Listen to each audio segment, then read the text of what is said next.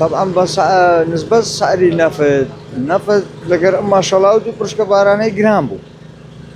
بە 750 ئێستا بوویتە 850 825 ئەوە بە لیتر لە بازارێ لەو جیانەی کە وەکو بانزیخانەکان دەیفرۆشن بەرێ باشە قابلی وەی نەبوو ها گران بیتن ماشەڵڵا تا ئێستا جەوەکە ئاوا سار نەبووە بەڵام نازانم نەفتەکە کە گران بوو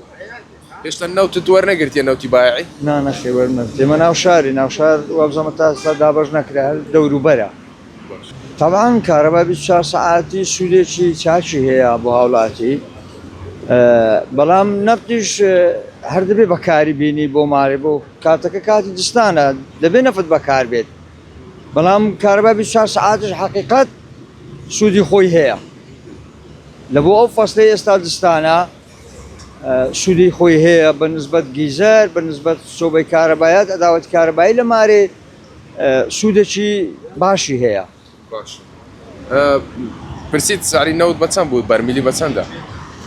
وڵای من بە لتر دەکڕم لتری ئێستا بە 825 850